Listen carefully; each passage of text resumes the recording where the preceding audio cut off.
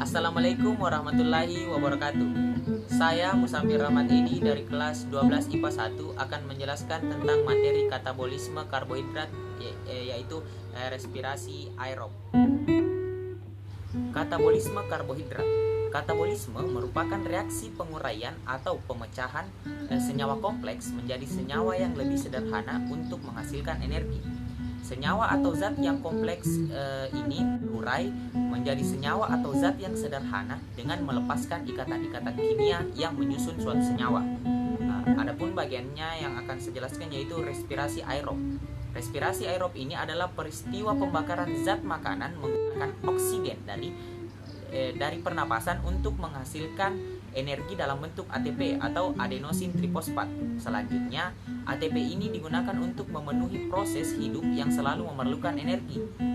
Respirasi aerob disebut juga pernapasan dan terjadi di paru-paru. Sedangkan pada tingkat sel respirasi terjadi pada organel mitokondria. Secara umum, reaksi respirasi aerob dibedakan menjadi 4 tahapan, yaitu glikolisis, dekarboksilasi oksidasi, Daur-Krebs, dan transportasi elektron. Yang pertama adalah glikolisis. Glikolisis adalah rangkaian reaksi kimia yang mengurai glukosa menjadi asam pirufat NADH dan ATP. Pada proses glikolisis, setiap satu molekul glukosa diubah menjadi 2 molekul asam pirufat, 2 NADH, dan 2 ATP.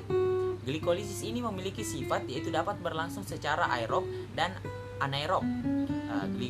Glikolisis ini melibatkan enzim ATP atau adenosin trifosfat dan ADP atau adenosin difosfat, serta memiliki peranan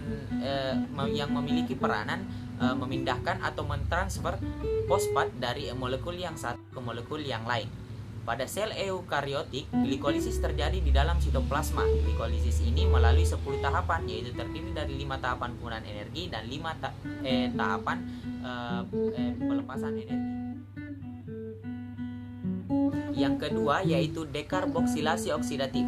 Senyawa hasil dari tahapan glikolisis ini akan masuk ke tahapan dekarboksilasi oksidatif, yaitu tahapan pembentukan CO2 melalui reaksi oksidasi reduksi atau reaksi redoks dengan O2 sebagai penerima elektronnya. Dekarboksilasi oksidatif ini terjadi di dalam mitokondria sebelum masuk ke tahapan siklus Krebs. Oleh karena itu, tahapan ini disebut sebagai tahapan sambungan antara glikolisis dan siklus Krebs.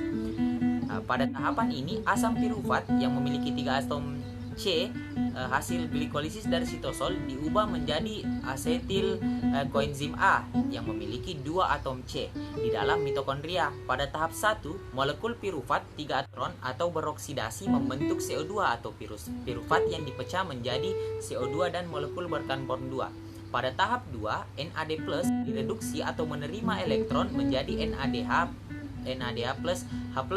Pada tahap 3, molekul berkarbon 2 dioksidasi dan mengikat koenzim A sehingga terbentuklah asetil KOA. Hasil dari tahapan ini adalah asetil koenzim A, CO2 dan 2 NADH. Yang ketiga yaitu siklus Krebs. Asetil KOA yang telah terbentuk akan menjadi bahan baku pada siklus selanjutnya, yaitu siklus Krebs. Siklus Krebs ini terjadi di dalam matriks mitokondria dan disebut juga siklus asam trikarboksilat. Hal ini disebabkan karena siklus Krebs ini menghasilkan senyawa yang mempunyai 3 gugus karboksil. Asetil koenzim A hasil dekarboksilasi oksidatif memasuki matriks mitokondria untuk bergabung dengan asam oksaloasetat dalam siklus Krebs membentuk asam sitrat. Demikian untuk seterusnya dalam asam sitrat membentuk bermacam-macam zat dan akhirnya membentuk asam oksaloasetat lagi. Dengan demikian diperoleh hasil sebanyak 6 NADH, 2 FADH2 dan 2 ADP. Yang terakhir yaitu transportasi elektron. Sistem transportasi elektron terjadi di dalam membran di dalam mitokondria. Pada tahap ini elektron-elektron yang dibawa oleh produk glikolisis dan siklus Krebs dipindahkan melalui beberapa molekul yang sebagian besar berupa protein.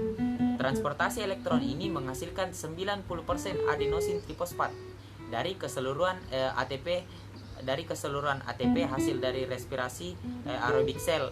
Pembentukan ATP pada tahap ini terjadi melalui transfer elektron dengan penerima elektron terakhir yaitu oksigen, sehingga disebut fosforilisasi oksidatif. Pada sistem transportasi elektron, NADH dan FADH2 masing-masing menghasilkan rata-rata 3 ATP dan 2 ATP. Sebanyak 2 NADH hasil glikolisis dan 2 NADH hasil dekarboksilasi oksidatif masing-masing menghasilkan 6 ATP. Sementara itu, 6 NADH dan 2 FADH2 hasil dari siklus Krebs ini masing-masing menghasilkan 18 adenosin trifosfat dan 4 adenosin trifosfat atau ATP. Jadi, sistem transportasi elektron ini menghasilkan total 34 adenosin trifosfat. Itulah tadi penjelasan mengenai materi katabolisme karbohidrat respirasi aerob dari saya. Semoga dapat membantu dan dapat berguna bagi kita semua, terkhusus pribadi kepada saya. Segala kekurangannya mohon dimaafkan. Wabillahi taufiq wal hidayah. Assalamualaikum warahmatullahi wabarakatuh.